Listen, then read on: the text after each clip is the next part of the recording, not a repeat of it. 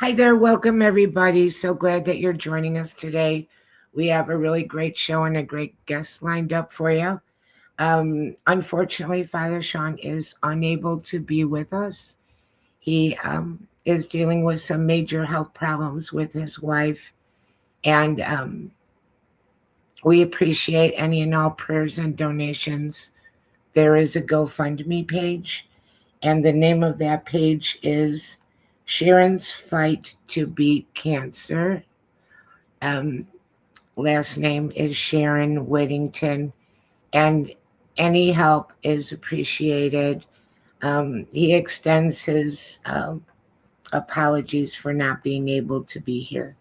Father Shawn is a priest with the old old Catholic Church, and he's an author. You might know him from being on the Travel Channel. Eli Roth presents the Legion of Exorcists. They had a marathon yesterday. That shows on Travel Channel, also Max, also HBO Plus. He is the author of 2 books, God, Ghosts, and the Paranormal Ministry, Volumes 1 and 2. These are really great books. They're collections of his cases. And that is another way that you can help Father Shawn. His books are available on Amazon in paperback and Kindle, and also from his website, ghostbegone.biz, where you can get a signed copy. Also, you could make a donation through ghostbegone.biz if you can't find the GoFundMe page for Sharon. I am Annette Munich. I am the owner of Stellium Books. I do have a new book to talk about today, which is Gatsby by James Baxter. Really fabulous book. If you enjoyed The Great Gatsby, you might really love this book. I know I did. It talks about the time period where Gatsby went from being a little boy and growing up to be the man that he was, and the circumstances that formed that and the decisions that were made along the way. Very beautifully done, very holding on to the tradition of the story by F. Scott Fitzgerald. Our guest today, which everybody's looking forward to, another author. I'm a book girl. That's the way I like it. Never get enough. Maxim W. Furek. He's with us, and I'm going to bring him on right now. Maxim, welcome so much. Very good. Annette, can you hear me? I do hear you, and you hear me? I can, and just for the listeners out there, it's pronounced Maxim, Maxim. not the Canadian or French Maxim, but Maxim. Oh, and that was from my Ukrainian grandfather. So nice. Yeah, I know. I thought, yeah. So Maxim. Yeah, Maxim. So so how you doing? And let's see. The last time we chatted was January 9th of this year. We chatted in January. It was a super fun show. We were talking about Smurl. People will probably like to ask questions and talk about that again. And what we're talking about right now is Smurl. The Smurl haunting when Ed and Lorraine came to town. Mm-hmm. And that was the book that inspired the movie The Conjuring Last Rites. Pretty much. Well, the topic inspired Conjuring Last Rites. Okay. It was about the infestation in West Pittston, Pennsylvania. The Roman Catholic family being terrorized by demonic forces, and the Conjuring Last Rites motion picture came out September 5th, I believe, 2025, and my book preceded that by about 4 or 5 months. So I had been investigating the Smurl haunting for a number of years, and actually I was kind of close to it because West Pittston is close to where I live in Luzerne County, Pennsylvania. Nice. And then I had the opportunity to meet Ed and Lorraine in 1988 when they were on a book signing tour. And I stayed in touch with them over the years until they died. But the other thing is almost like a troika. we went down to Gettysburg to see the demonic Annabelle doll and met Dan Rivera. And that was 2 days before he died, and allegedly of a heart attack. But some people question whether it was a heart attack or maybe it might have been demonic energies Right. from Annabelle. So we need to take a look at all these things. And since we're dealing with the paranormal and at times the demonic, well, let's just allow at least that's a possibility. So that was a very big story that happened to Dan Rivera. And yeah, from what I saw about it, I don't know everything. They did try to use utmost care and caution in dealing with that doll. And, you never really know if someone had some kind of serious medical issue, but the whole thing was really strange. Yeah, it was. Yeah. Well, he died, and I look at the fact that Lorraine Warren, and keep in mind that Annabelle was taken from the Warren Occult Museum in Monroe, Connecticut. Right. But that was pretty much against Lorraine's wishes.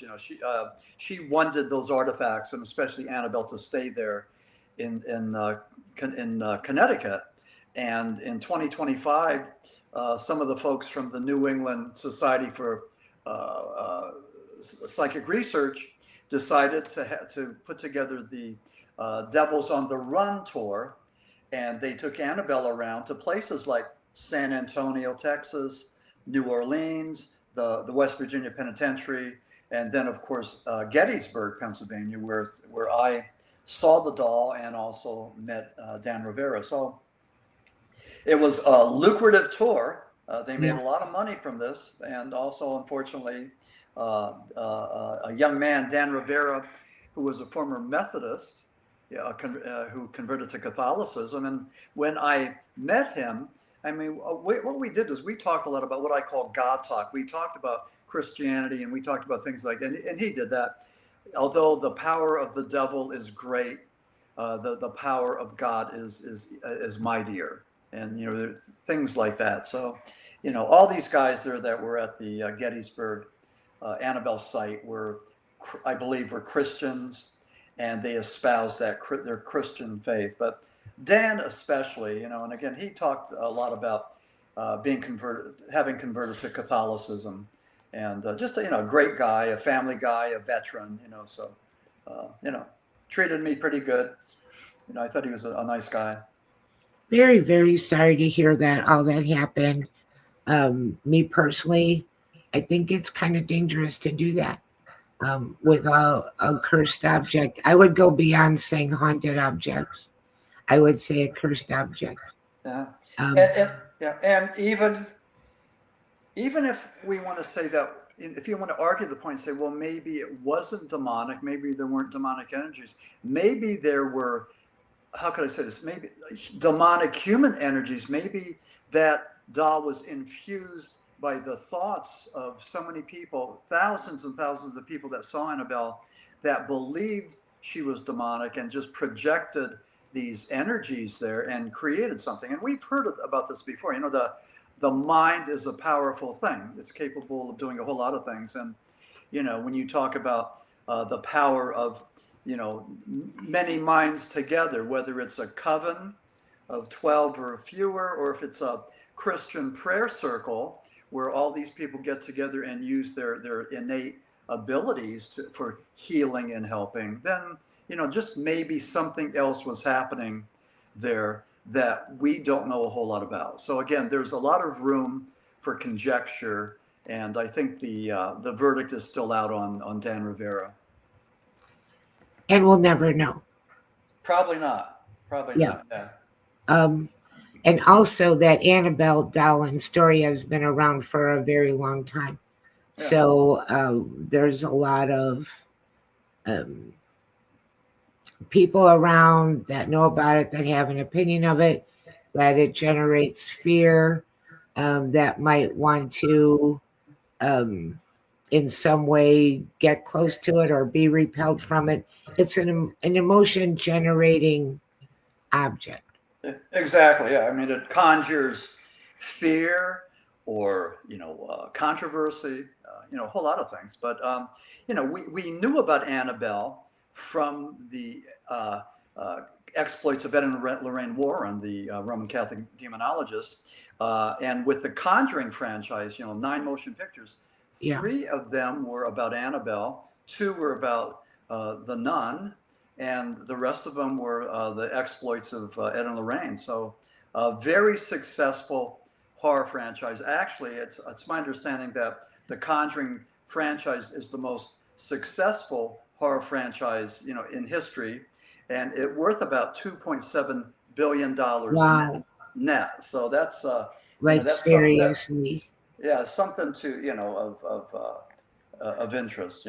Just incredible that. Well, what's incredible too is why is there such a worldwide fascination for the demonic, for the exploits of Ed and Lorraine Warren, for the rite of exorcism, for all of this stuff that is on the dark side. I mean, imagine that. There's people around the world that can't get enough of this. Well, This dance into the demonic.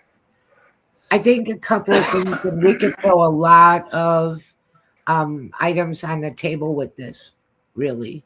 But the one thing I'd like to say is that the thing about Annabelle that's so horrific is that was a Raggedy Ann doll. I had one. I had them for my daughters. We all knew what that was back in the day. It was very common, and a lot of kids had it. Beautiful little doll. You could throw it in the washing machine, drag it around. It Yeah, didn't matter. yeah, And we had them and we loved them. yeah, So if, let's say, if this is demonic attachment and interference, which there's a good chance it could be, it gloms onto something that was a symbol of sweetness, innocence, and turns it into something dark, terrifying, and heinous. Um, so that's not just a huge emotional charge, but really bothers people. And you see that in other things too. A little bit off topic, but I used to love clowns until John Wayne Gacy. mm-hmm, So there's different things that we always felt more than safe around. We felt joy around, mm-hmm. and then it was turned into something really dark. Um, the fascination with these things, part of it is that because it strikes an emotional chord to someone that had a doll like that when they're like 3 years old. Mm-hmm. For as long as they could remember, they had that and slept with that. And then that turned into something terrible and terrifying and a symbol of not just haunting, but demonic. Yeah, yeah. And if you could see in my background there, I have not only Annabelle, or Raggedy Ann, I should say, but also a picture of the nun. And I think I paid $1 for the Annabelle, for the Raggedy Ann doll. But anyway, so, my wife wants to know why I have this doll in my office. But it's just there. It's just show and tell. So, Yeah. but yeah, and also I just want to say I'm sorry that Father Shawn can't be here. I keep on missing him, but at some point we'll get caught up, hopefully, and have a nice chat too. So Yeah. And he said to me earlier to make sure that you know that he's sorry that he wasn't able to be here, but sometime in the future, we're going to make it happen and come back on because we love having you. yeah, And this show is a platform that's perfect for certain kinds of conversation that you're really good at. yeah. Well, thank you, but I do want to say this. I had the on as far as Father Shawn. I had the opportunity to listen to him. He was on the Paranormal Underground podcast in September of 2024. And I was taking notes, but there were a couple of things that he said, actually 5 things that I just wanted to read. These are, like I said, I took notes from this 2024 podcast. But Father Shawn said this. He said, one, we are not in control. We know nothing. We need help. Nobody has all the answers, and we are afraid. So he was talking about the demonic. He was talking about that the devil and demons are real. He talked about conjurers and cursed properties and a lot of the things that he dealt with. I mean, horrible things. And, when you look at one or two things, it may just be a coincidence, but when you see a number of them, sort of like J. Allen Hynek's high strangeness, like elements of high strangeness. And with Right. Father Shawn, he was talking about things like black birds attacking, voices, burst water pipes, bees in the garage, noises on the roof, might have been a pterodactyl. I mean, just a sulfur smell, a whole lot of things. So, I mean, he has some stories to tell. And I need to go and get a couple of his books and read about his exploits into the dark side. His books are so scary. They're the scariest books I ever did. You can't predict what's going to happen next. I'll say a little bit about it. Maybe people will. I don't think I'll give away too much. Plus, also on Eli Roth Presents Legion of Exorcists, some of those stories are his stories. Okay. And what they did was they had 6 exorcists, and each episode told 2 stories. And some of those stories were his, but he has some stories in there that are deeply disturbing. One was about an old folks home. That really bothered me. Mm-hmm. Possessed patients in an old folks home. Mm-hmm. And the way that he handled that with the people that ran the center were not cooperative with him about wanting him to have access to do some of the things that he wanted to do. Mm-hmm. Another one was like a traveling gypsy carnival. Another one was a Native American story where the old man was like shape-shifting. Oh, okay. It was kind of werewolfy. I mean, you just never knew from one page to the next what was about to happen. Mm-hmm. And what I really love about his books is that when it gets really intense, he'll say something funny to kind of break that. And then the stories do get resolved. Mm-hmm. And he tells you the prayers and he tells you the procedure of what happened. So that way you see that light always wins over darkness. And curiously, doing his books, I had paranormal activity in my life while I was working on his books. And that's not the first time that happened. Mm-hmm. And I make jokes about it, but sometimes it's not funny because I feel like whatever is out there, especially books that deal with demonic, Mm-hmm. whatever is out there, they don't want these stories, especially if there's prayers with it, going out into the world. Mm-hmm. And so a lot of it is to mess with me, make it take longer, delay. I've had the page numbers be scrambled in a book where, I'm not putting them in by hand. I'm in Microsoft Word, putting in page numbers, come back. The page numbers are scrambled. The pictures in the book are upside down. Wow. Okay. Smelling of sulfur. Right. Things like that. Sounds like things are falling in the closet and nothing is. And these are what? Signs of infestation? Signs of a haunting? Signs of what? I think, again, it could be haunting. But if I'm working on a book that's about demonic, then I think it's dark spirits that just don't want the book to go out, because once I put the book out, it all stops. Okay. once it's out into the world and they can't stop it anymore. Um, we even had, this one's really weird, but I'm making a show about me. I apologize. No, yeah, it's fine. It's fascinating. I mean, I find it fascinating. We're on a mini farm out here in Oklahoma. I'm from Chicago originally, but we have big water tanks. And the water tank in the greenhouse um, was totally empty before the day before. It was over halfway full. There was no water on the ground. The spout wasn't open. There was no leak. All the water was just gone. Then another couple of days went by, and then another water tank did that. And again, it's like, where did the water go? Because I'm talking about big water tanks. There's no water on the ground around it. The water's just gone.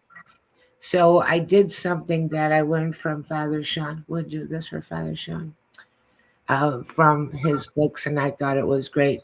I have I bought in bulk Archangel Michael medals, and I had them blessed by a Yeah. priest back home, and tied medals to the spigots of all the water tanks, and it stopped.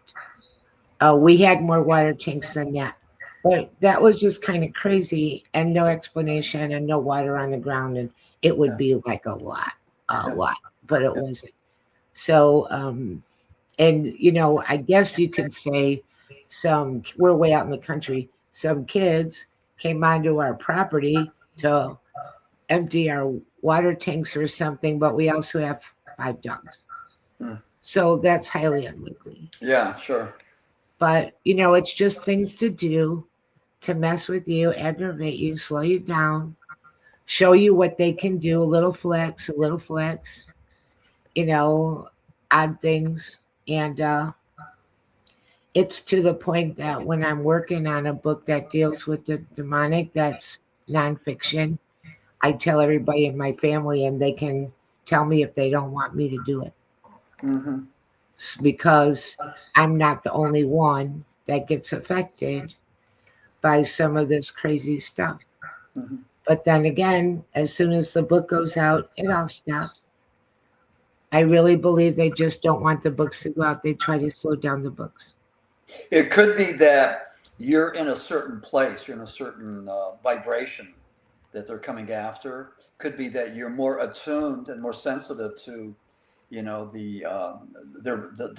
demonic entities. It's hard to tell. A lot of my friends who are, say, born again Christians, a number of them have reached out to me and told me not to get too close to the flame. Don't get too close to the demonic. And I believe that I approach this more as an academic. I'm just curious about what's on the other side. I'd like to approach it like that. I'm a skeptic. But yeah, I spend a lot of time researching demonology and the rite of exorcism. And I don't know if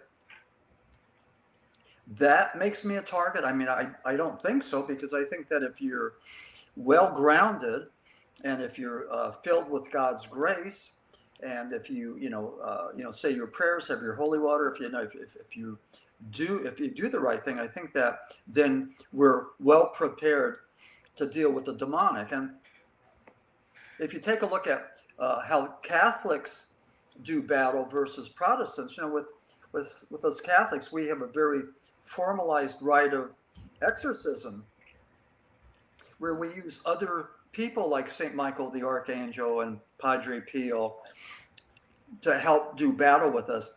A lot of the Protestants believe that, no, if you're a believer in Christ, then you have the power yourself to do battle. And that may or may not be true, but I kind of like, and again, I don't want to get into who's right or who's wrong, but being raised Catholic and being a former altar boy, I like the idea of having a ritualized rite of exorcism. And that's in keeping with so many of the folks like Pope Francis and Pope John Paul II, who believed that the devil exists and evil exists, and that's why Pope John Paul II rewrote the rite of exorcism after so many years, and also he convened a college of exorcists, just so that they could learn this medieval rite of exorcism, because he believed that there's evil in the world in the modern day, in the 20th century, now the 21st century, and this is what we need to do. So Catholic theologians and intellectuals who believe that evil is very real and is with us, and we need to do something about it. And having said that, it's not every single case. And even Father Amorth, who was the Vatican's chief exorcist, wonderful individual who did thousands and thousands of exorcisms. His story was told in the Pope's Exorcist, a movie from 2017 with Russell Crowe. Yeah. Very true to life. But Father Amorth, and in my book, The Smurl Haunting, when Ed and Lorraine came to town, I have a chapter called The 2%. Father Amorth believed that 98% of the people that we do, that the Catholic Church deals with, who claim to be possessed, are actually schizophrenic. They're dealing with types of mental illness, either schizophrenia or Tourette's syndrome, that very violent, profane neurological disease, or bipolar, or maybe even being on methamphetamine or some other hallucinatory drugs. He said that the church is only concerned about the 2%, and they have to make sure that we use not only theologians and religious people and exorcists, but also psychologists and psychiatrists to determine whether or not these people we're dealing with are actually are mentally ill, or they're possessed by demonic spirits. So that's the one thing, one of the most important criteria that we have. And it was notoriously made famous by what happened with the young woman from Germany. They had an exorcism, a series of exorcisms, and she died. And the two priests and her parents were put on trial and found guilty. And to this day, the country of Germany does not formally allow exorcisms in that country. And that was, I think her name was Annalise, and she died a horrible, horrible death. And after she had died, the church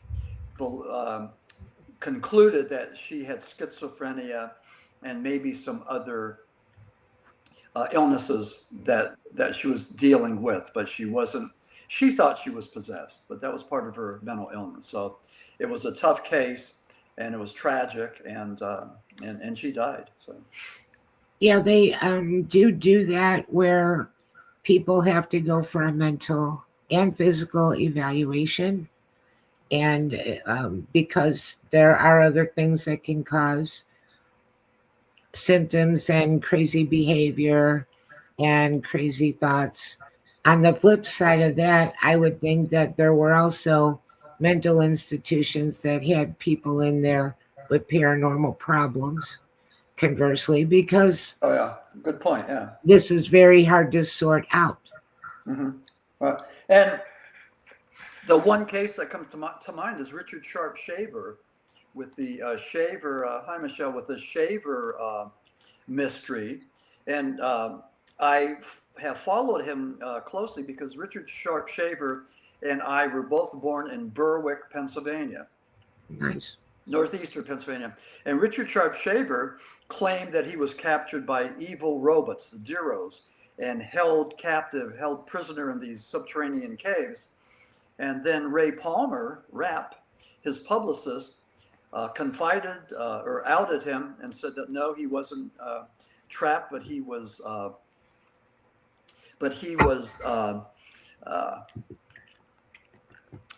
institutionalized in Michigan, and that instead of spending 7 years in the caves with the Deros, he was actually spending 7 years in the mental institution, probably being subjected to shock treatment, because back then in the 40s, we didn't have Thorazine and Mellaril, which right now are the psychotropic drugs du jour that people use.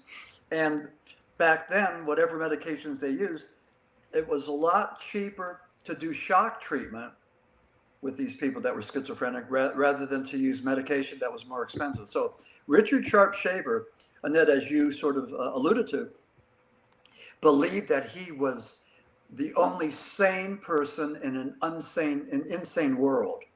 And he just flipped it. So they tried to say that he was insane, but whatever name you want to put on Richard Sharp Shaver, he was, I think, pretty much a genius. And people believed his story, much like they believed the stories of Padre Pio, which is a pretty interesting parallel there. With Richard Sharp Shaver, a lot of people believe that his stories about being a prisoner of these subterraneans was true.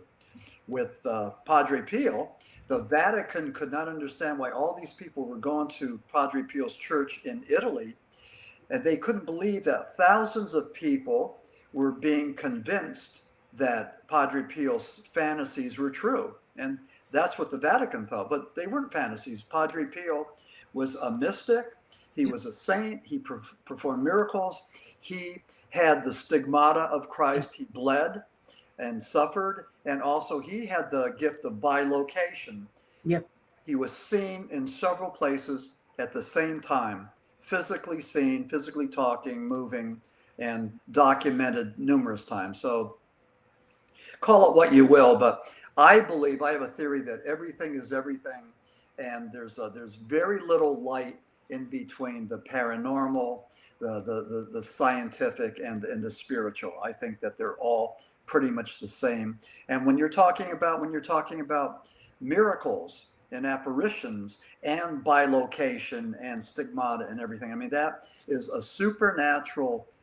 has a supernatural element to it, because we don't know what the scientific explanation is. So, I just think that theory, again, everything is everything. It's pretty simplistic, but I believe it's true. So, I love Padre Pio. He was my grandma's favorite, my little Italian grandma. mm-hmm. And something very special about him, besides the magnificent story of what he was, is that this is somebody that was alive during our times, Mm-hmm. which makes it very relatable. I think he died in the late 60s. I think you're right. Yeah. And so I think that makes him very relatable. And what a story with the stigmata. And he knew things about people. And he asked his guardian angels for a lot, and they helped him. He also, they say he was attacked regularly at night by demonic forces. Mm-hmm. So he went through a lot of that. And thrown out of his bed. Yes. Very, very interesting story. And he's incorrupt, so people can go and see his body. And I think that there are a few places that they had to put a little bit of touch up. But other than that, he was perfect. Like I said, from the late 60s when he died till now, he looks like he's sleeping. And we have a lot of incorrupt saints. Yeah. Amazing. Yeah. There's a Padre Pio monastery in Bartow, Pennsylvania, about Nice. 2 hours from where I live. And it's just a wonderful place. And there was an inscription there that really impacted on me. He said that, similar to what Dan Rivera and those guys were saying in Gettysburg, but Padre Pio had said that the might of the devil is great, but I go to the Blessed Mother for strength. That's what he said. So beautiful. And I know that he also prayed the rosary silently all through the day. Mm-hmm. Somebody asked him, how many rosaries do you think you say in a day? And he said more than 30. So whenever he was in a quiet time, he was going back to the prayers. And that is a beautiful way to stay in grace. Now, we can go very into Catholic land, which I will. And I'm a member of Father Chad Ripperger's Auxilium Christianorum. I don't know if you know about that, I but do not, no, no. at the last that I knew, we had 40,000 people. Every night we say devotional prayers and we pray a rosary every day. And it's for support of priests and all other people that are in spiritual warfare. Right, okay. So it's like a support network for people out there that are doing the hard stuff. And Father Chad Ripperger also has a book, Deliverance Prayers for the Laity. And he's an exorcist, if anyone doesn't know who Father Chad Ripperger is. Mm-hmm. So that's very interesting. But that, and let me just say this, with that state of spiritual warfare, with the way the devil operates, it's all about temptation. That's the beginning of this. And I think that these priests, these exorcists, are continuously under attack and yeah, being tempted and yeah, being worn down, and it's ongoing. So the yeah, prayers from your group, I think, are needed, are really well needed. yeah. I don't remember who said this, but somebody said, I don't understand about monks. What good does it do? Go live by yourself, be quiet, bake bread. What good does it do? Big And a breath. priest said, monks are holding up the world. Monks are living in humility, grace, and silent prayer. And Mhm. they're offering up all of that every day in support of, spiritual warfare, grace. Mhm. Um, and so it's so funny how one person could say, what is the point of this? And Well, somebody else is like, again, a support network. I think that we live in very dark times. I'm not yeah. going to get into a lot of it, but I think we live in very dark times. I'm wondering, um, have you like heard about Pope Leo the 13th and him writing the Archangel Michael prayer and him having that vision where he said that demons were going to be in control of our planet for 100 years? No, was this recently? Pope Leo the 13th, that was early 1900s. Okay, no. He was one of the first people, period, to ever be um, on film. When film Okay. first came out, they have film of him. So he says this, that he had a vision and that Satan was given control over our planet for 100 years. And he is the one that wrote the Archangel Michael prayer, which used to be said after every mass until sometime around Vatican II, and they started easing that out, which they Oh, probably shouldn't have. okay, that's But Pope. now it's kind of a little bit of a sign. We have Pope Leo the 14th. He chose that name. And people say it's either been 100 years or it's almost 100 years. And that's why everything seems so dark now, because it just keeps pushing and ramping up and doubling down, doubling down, doubling down. Right. Yeah. That was one reason why I wanted to write the Paranormal Apocalypse. Is this how it ends? I just thought that the there was something really gloomy happening in the world. There Yeah, was a lot of divide. There were no voices of moderation, and not only just in politics, but even in religious groups. And so, there was just no coming together, and there yeah, were very few voices who wanted to go and bring us together. So, for some reason, there was just so much anger and people castigating other people. So, I wrote the book looking at that fear. And in the beginning of the book, I used, and I believe H.P. Lovecraft was able to go and articulate this better than any psychiatrist, psychologist, or theologian. H.P. Lovecraft said that the most powerful human emotion is that of fear, and the most powerful of all is the fear of the unknown.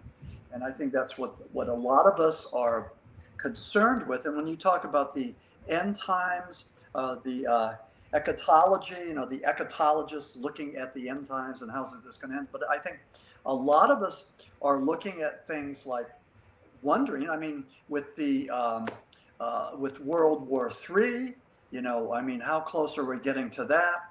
Again, it waxes and wanes.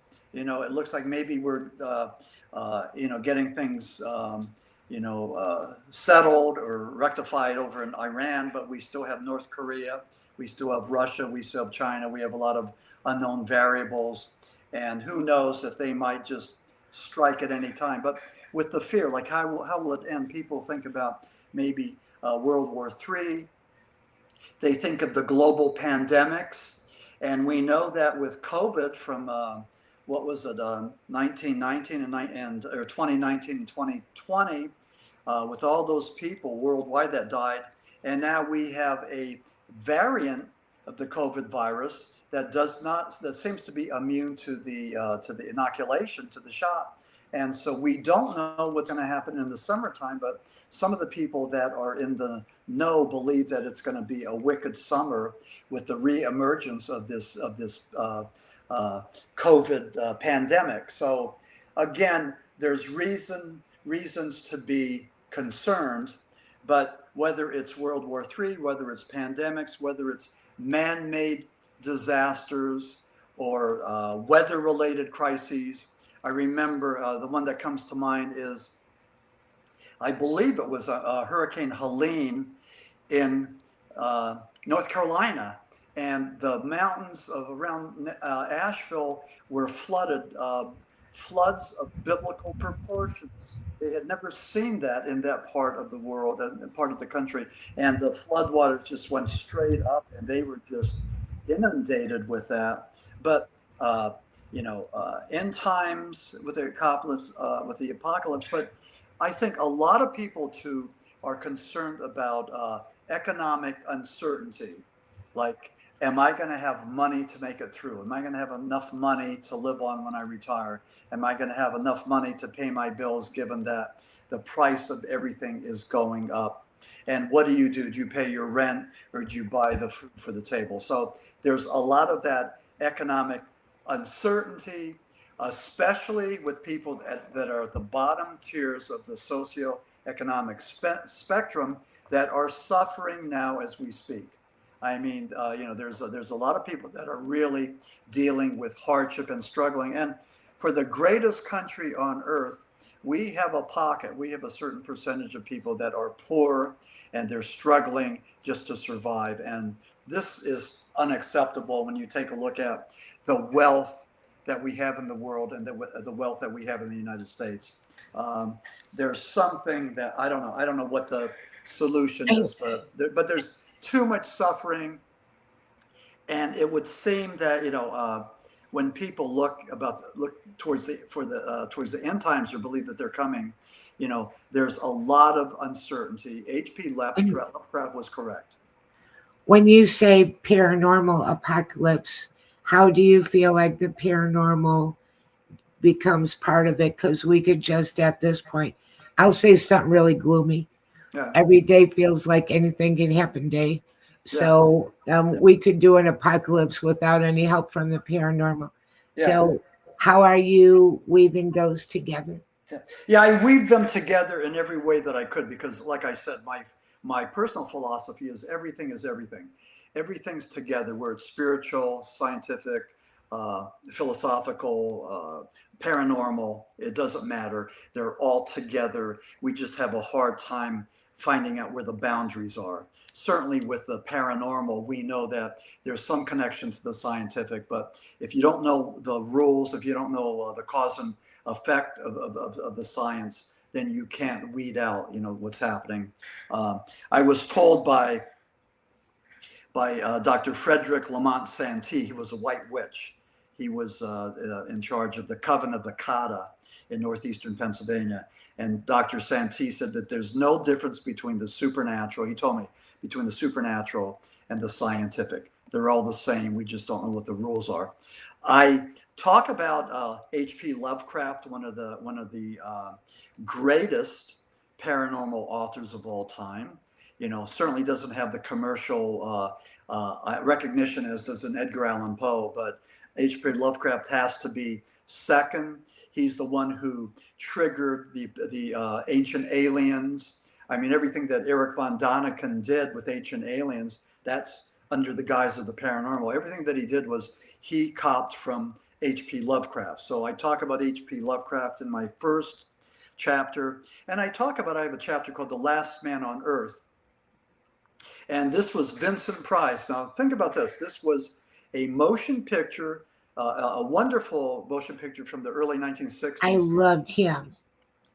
And Vincent Price, it was black and white. It was an American-Italian film. And in the end, Vincent Price, who is Dr. Robert Morgan, and he's surrounded by these vampires, these zombie vampires that have been inflicted by this plague. And he goes around killing them and then burning them. That's his mission.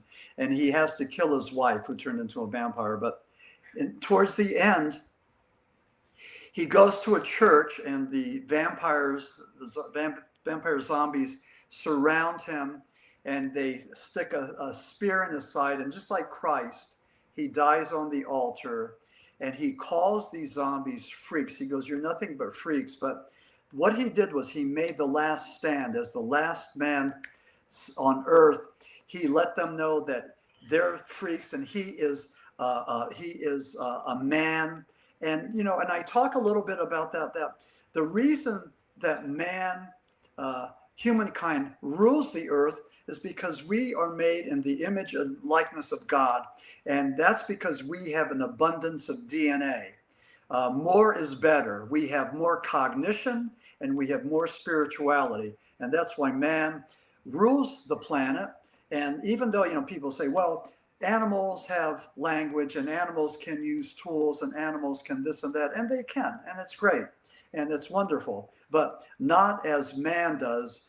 Man goes to the moon, and man makes planes and ships and cars and medicines and everything else. So again, we are godlike in that we have large amounts of spirituality, and I think a lot of us need to go and demonstrate that, but also we have large amounts of cognition.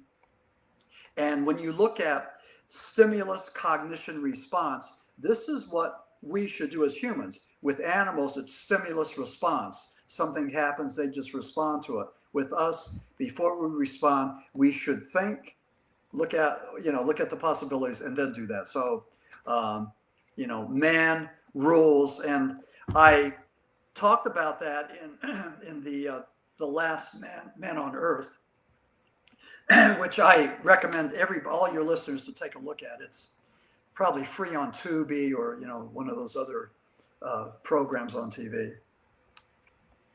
Very interesting. We got Karen here saying, studying end times biblically in the 90s, we discussed when this would roll out. It's definitely happening now. And that's really interesting. I'm going to say pro and con on this. Yeah, go ahead. We like to throw on the table. Well, this invites discussion, so go ahead. This does. Bring it. I remember being a kid back in Chicago. Every time you went downtown, there would be someone holding a sign, "The end is near. End of days is coming."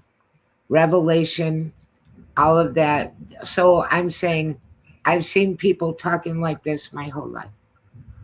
I feel like we are in end times, but end times could take 3 years, 100 years. Who knows? It feels like I said before that anything could happen. It feels like the energy in the world, there's a lot of mean-spirited corruption. Right. Like it's an abscess ready to burst. Mm-hmm. Right. Well, we sort of follow our leaders. We sort of follow the mindset of our leaders. We follow their example. I remember as a young man when John F. Kennedy, he was our beloved president, and when he said, don't ask what your country can do for you, but what can I do for my country? And he motivated and inspired so many kids to do things like to join the Peace Corps. one man making a difference, and I think we need leaders like that today, leaders that are not divisive, but leaders that can bring us together and inspire us. And that is what is lacking. We don't have that positivity. We don't have that positive motivation. We have none of that. And that's why we're really going through some very difficult times now. I really agree, and I hope that we go through a renaissance. I feel like we're about to come out of dark times into something where I hope that people get back into being creative, and whatever it is that you're good at, do it, and not be on the screen. The screen is all. I believe we live in a lot of political theater, of Absolutely, sensationalism, absolutely, fake absolutely. stuff, get you scared, big Mhm. headlines, tell you what to think, and keep people engaged with this little phone. Does it belong to you, or do you belong to it? Mhm. I think if you keep people in chaos, keep them off balance, keep them Right, in fear, you can control them. And right. that's what you do. And I think what's happening now with all the nonsense, and again, Annette, you're right, it's called political theater. With all the political theater, so many of us are disgusted and miserable and frustrated. Then rather being engaged in the process, we take a step back and we disengage Right. and we become numb. And so I think this is one of the plans that some of these leaders are doing. They want us to be numb. They want us to disengage so they can control and manipulate more and more and more. And this, I think, is the definition of evil. They're taking away our choices, and it's horrible. And I hope, and I'm sure this is your podcast is not a political podcast, but I just hope that Americans, will go and register to vote and vote, because that's the only way we can turn this around and let our voices be heard. I see a little silver lining in what you said, because the more people get burnt out, the more, and I hear a lot of people saying this all around the country.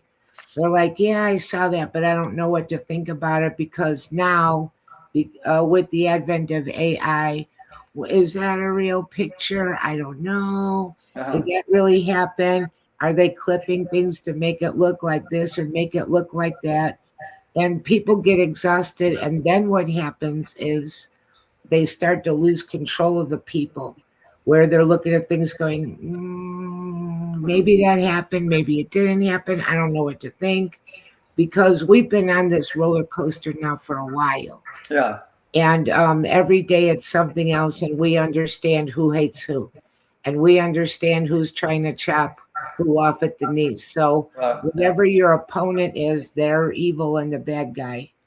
And it's sometimes a distraction, so you don't look or think about other things that are going on. But a lot of it's just really kind of wicked, and But you do again, get I burnt mean, just like with you and I mean, we are talking respectfully. We're not calling each other names. We're not castigating each other. We're not making, having nicknames for each other. We're allowing each other to speak. We're not being prejudiced against each other. I mean, we're doing all the right things. That's the message that our political leaders or our political leader should be giving us. And that is not happening. What's happening? It's ugly. It's ugly out there, and and this has to change. The thing I said before about fear, using fear as a means of manipulation, in my book, Paranormal Apocalypse, I talk about these cult leaders, and so many of them, like Jim Jones in the American Apocalypse, was able to convince, you know, uh, close to, hundreds and hundreds of people to come down to Guyana in right. South America to escape the nuclear war. And he was promising them paradise, and it was nothing but that. But over 900 people committed suicide with taking that Kool-Aid.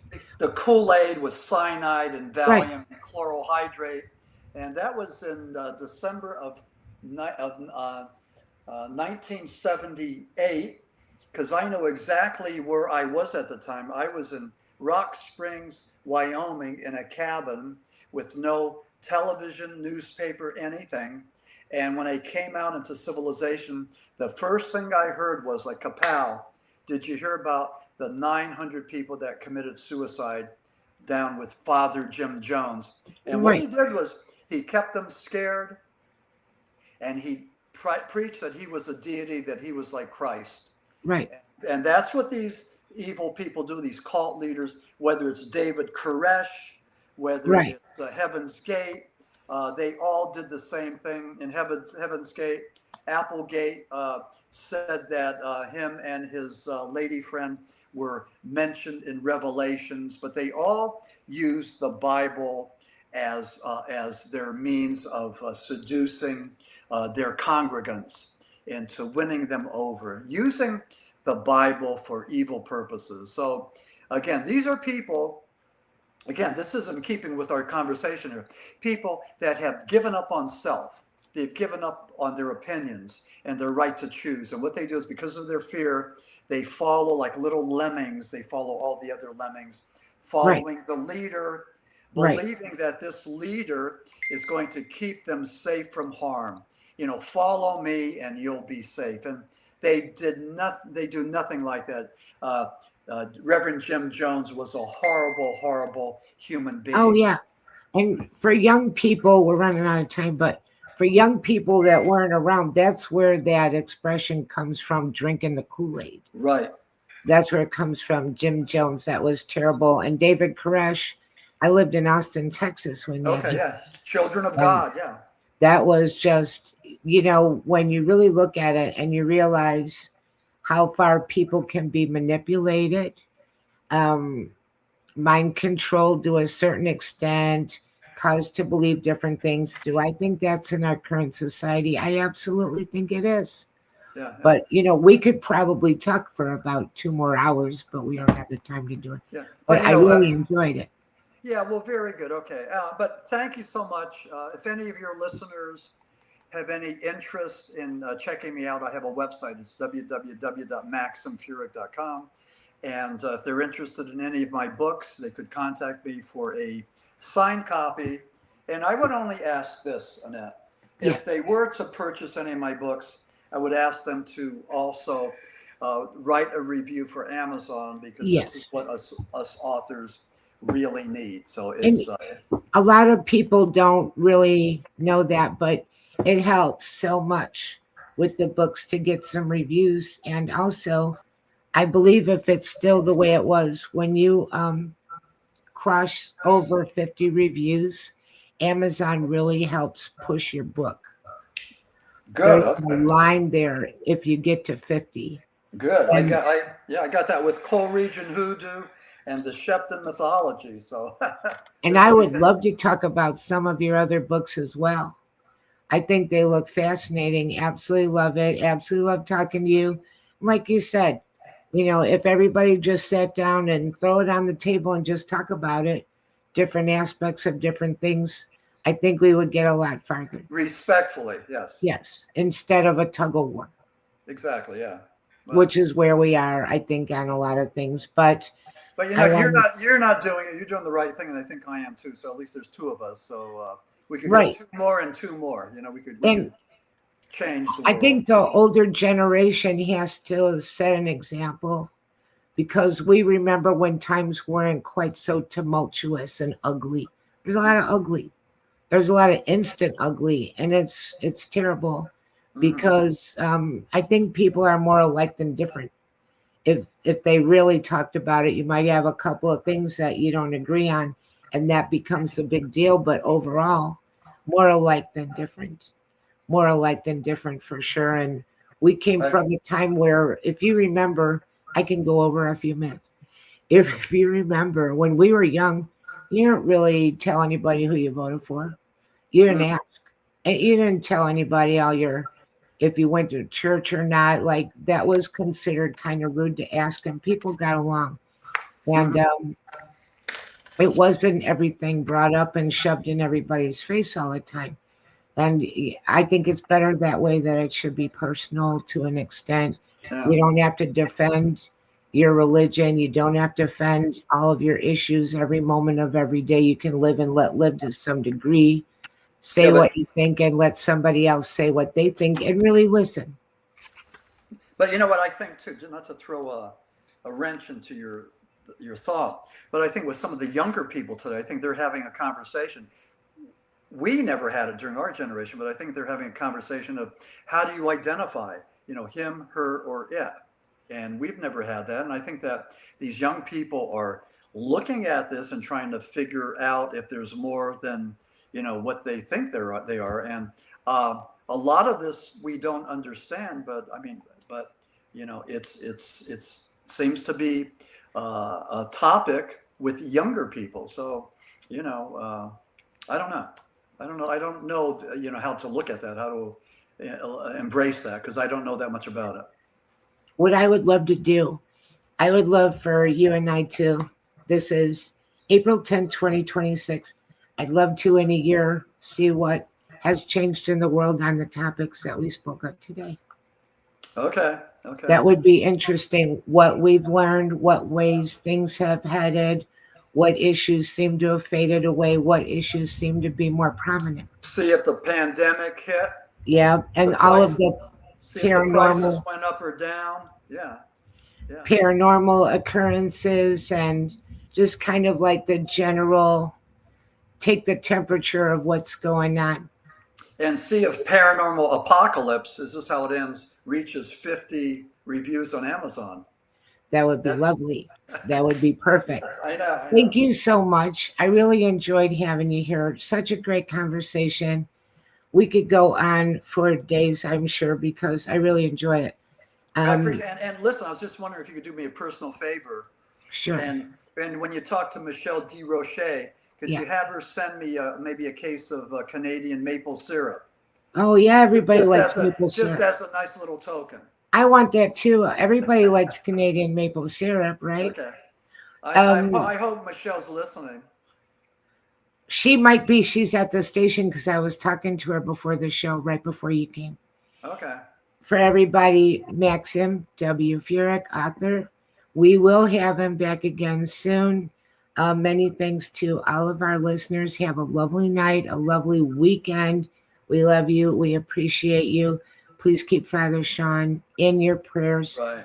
And many thanks to you, PRN Talk Radio, 107.7 FM in New Orleans, 105.3 FM in the Gulf Coast. And we will be back next week with Heather Lee Landon, another author. We had a great show with her. She had about haunted lighthouses and ghost ships in Florida. That was really cool. Okay. And stay tuned for Spirit Switchboard with Carrie Lynn Shellhorn coming up next. Thank you so much. Thanks. I appreciate you. Thank you. Take care. Bye. Thank you.